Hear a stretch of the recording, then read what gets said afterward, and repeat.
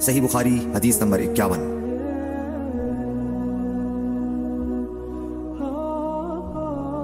ہرقل شاہ روم نے ابو سفیان سے کہا، میں نے تم سے پوچھا تھا کہ اس رسول کے ماننے والے بڑھ رہے ہیں یا گھٹ رہے ہیں؟ تو نے جواب میں بتلایا کہ وہ بڑھ رہے ہیں۔ ٹھیک ہے، ایمان کا یہی حال رہتا ہے یہاں تک کہ وہ پورا ہو جائے۔ اور میں نے تجھ سے پوچھا تھا کہ کوئی اس کے دین میں آ کر پھر اس کو برا جان کر پھر جاتا ہے؟ تو نے کہا نہیں، اور ایمان کا یہی حال ہے۔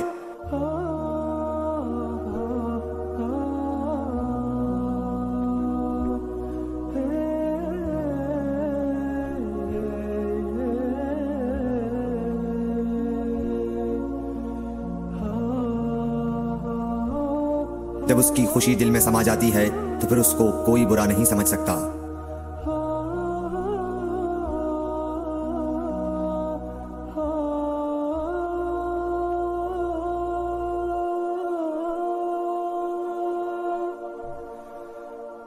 صحیح بخاری حدیث نمبر 52۔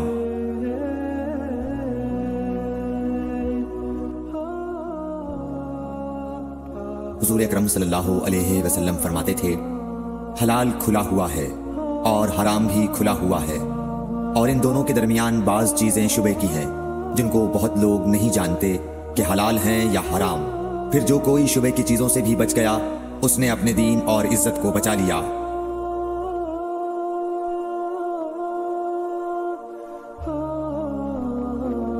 اور جو کوئی ان شبے کی چیزوں میں پڑ گیا اس کی مثال اس چرواہے کی ہے جو شاہی محفوظ چراگاہ کے آس پاس اپنے جانوروں کو چرائے۔ وہ قریب ہے کہ کبھی اس چراگاہ کے اندر گھس جائے اور شاہی مجرم قرار پائے۔ سن لو، ہر بادشاہ کی ایک چراگاہ ہوتی ہے، اللہ کی چراگاہ اس کی زمین پر حرام چیزیں ہیں، بس ان سے بچو۔ اور سن لو، بدن میں ایک گوشت کا ٹکڑا ہے، جب وہ درست ہوگا سارا بدن درست ہوگا، اور جہاں بگڑا سارا بدن بگڑ گیا۔ سن لو، وہ ٹکڑا آدمی کا دل ہے۔ صحیح بخاری حدیث نمبر 53۔ عبد القیس کا وفد جب حضرت صلی اللہ علیہ وسلم کے پاس آیا تو آپ نے پوچھا کہ یہ کون سی قوم کے لوگ ہیں یا یہ وفد کہاں کا ہے؟ انہوں نے کہا کہ ربیعہ خاندان کے لوگ ہیں۔ آپ صلی اللہ علیہ وسلم نے فرمایا، مرحبا اس قوم کو یا اس وفد کو، نہ ذلیل ہونے والے نہ شرمندہ ہونے والے، یعنی ان کا آنا بہت خوب ہے۔ وہ کہنے لگے، اے اللہ کے رسول صلی اللہ علیہ وسلم، ہم آپ کی خدمت میں صرف ان حرمت والے مہینوں میں آ سکتے ہیں، کیونکہ ہمارے اور آپ کے درمیان مضر کے کافروں کا قبیلہ آباد ہے۔ بس آپ ہم کو ایک ایسی قطعی بات بتلا دیجئے جس کی خبر ہم اپنے پچھلے لوگوں کو بھی کر دیں جو یہاں نہیں آئے، اور اس پر عمل درآمد کر کے ہم جنت میں داخل ہو جائیں۔ اور انہوں نے آپ سے اپنے برتنوں کے بارے میں بھی پوچھا۔ آپ صلی اللہ علیہ وسلم نے ان کو 4 باتوں کا حکم اور 4 قسم کے برتنوں کو استعمال میں لانے سے منع فرمایا۔ ان کو حکم دیا کہ ایک اکیلے خدا پر ایمان لاؤ۔ پھر آپ صلی اللہ علیہ وسلم نے پوچھا کہ جانتے ہو ایک اکیلے اللہ پر ایمان لانے کا مطلب کیا ہے؟ انہوں نے کہا کہ اللہ اور اس کے رسول ہی کو معلوم ہے۔ آپ نے فرمایا کہ اس بات کی گواہی دینا کہ اللہ کے سوا کوئی معبود نہیں، اور یہ حضرت محمد صلی اللہ علیہ وسلم اس کے سچے رسول ہیں، اور نماز قائم کرنا اور زکوٰۃ ادا کرنا اور رمضان کے روزے رکھنا، اور مال غنیمت سے جو ملے اس کا 5واں حصہ مسلمانوں کے بیت المال میں داخل کرنا، اور 4 برتنوں کے استعمال سے آپ صلی اللہ علیہ وسلم نے ان کو منع فرمایا۔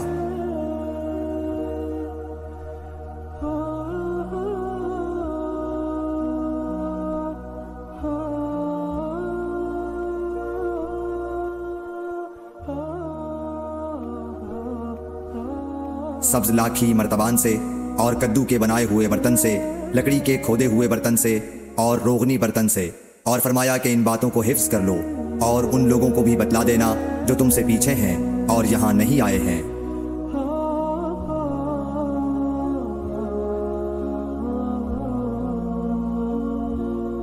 صحیح بخاری حدیث نمبر 54۔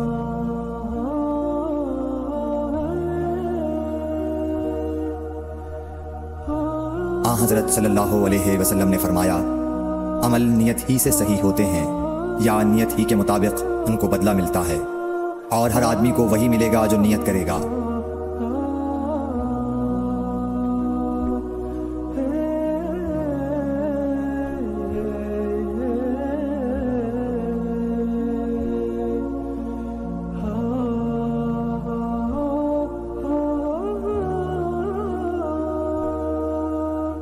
بس جو کوئی اللہ اور اس کے رسول کی رضا کے لیے ہجرت کرے اور اس کی ہجرت اللہ اور اس کے رسول کی طرف ہوگی، اور جو کوئی دنیا کمانے کے لیے یا کسی عورت سے شادی کرنے کے لیے ہجرت کرے گا تو اس کی ہجرت انہی کاموں کے لیے ہوگی۔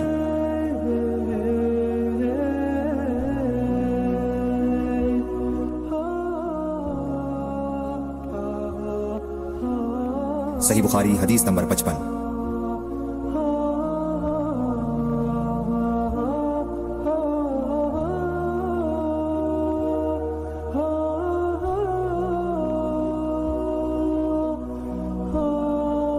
حضرت صلی اللہ علیہ وسلم نے فرمایا، جب آدمی ثواب کی نیت سے اپنے اہل و عیال پر خرچ کرے بس وہ بھی اس کے لیے صدقہ ہے۔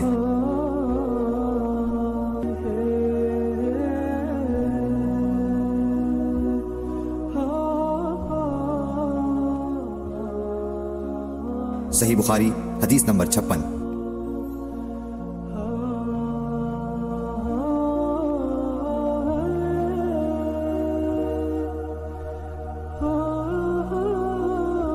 حضرت صلی اللہ علیہ وسلم نے فرمایا، بے شک تو جو کچھ خرچ کرے اور اس سے تیری نیت اللہ کی رضا حاصل کرنی ہو تو تجھ کو اس کا ثواب ملے گا، یہاں تک کہ اس پر بھی جو تو اپنی بیوی کے منہ میں ڈالے۔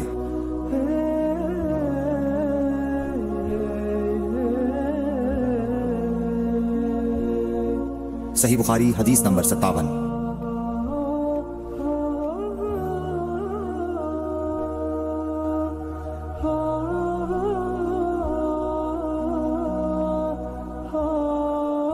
جریر بن عبداللہ رضی اللہ تعالی عنہ نے کہا کہ حضرت صلی اللہ علیہ وسلم سے میں نے نماز قائم کرنے اور زکوٰۃ ادا کرنے اور ہر مسلمان کی خیر خواہی کرنے پر بیعت کی۔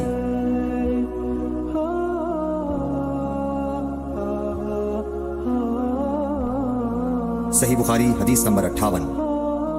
جس دن مغیرہ بن شعبہ حاکم کوفہ کا انتقال ہوا تو جریر بن عبداللہ رضی اللہ تعالی عنہ خطبے کے لیے کھڑے ہوئے اور اللہ کی تعریف اور خوبی بیان کی اور کہا، تم کو اکیلے اللہ کا ڈر رکھنا چاہیے، اس کا کوئی شریک نہیں، اور تحمل اور اطمینان سے رہنا چاہیے اس وقت تک کہ کوئی دوسرا حاکم تمہارے اوپر آئے، اور وہ ابھی آنے والا ہے۔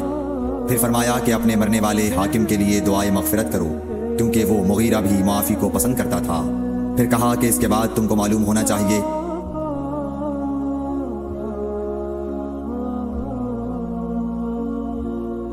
کہ میں ایک دفعہ حضرت صلی اللہ علیہ وسلم کے پاس آیا اور میں نے عرض کیا کہ میں آپ سے اسلام پر بیعت کرتا ہوں۔ آپ نے مجھ سے ہر مسلمان کی خیر خواہی کے لیے شرط کی، بس میں نے اس شرط پر آپ سے بیعت کر لی، بس اس مسجد کے رب کی قسم کہ میں تمہارا خیر خواہ ہوں۔ پھر استغفار کیا اور ممبر سے اتر آئے۔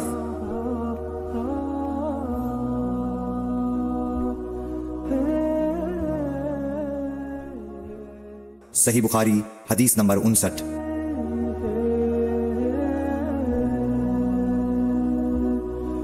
ایک بار حضرت صلی اللہ علیہ وسلم لوگوں میں بیٹھے ہوئے ان سے باتیں کر رہے تھے، اتنے میں ایک دیہاتی آپ کے پاس آیا اور پوچھنے لگا کہ قیامت کب آئے گی۔ آپ صلی اللہ علیہ وسلم اپنی گفتگو میں مصروف رہے۔ بعض لوگ جو مجلس میں تھے کہنے لگے، آپ صلی اللہ علیہ وسلم نے دیہاتی کی بات سنی لیکن پسند نہیں کی، اور بعض کہنے لگے کہ نہیں بلکہ آپ نے اس کی بات سنی ہی نہیں۔ جب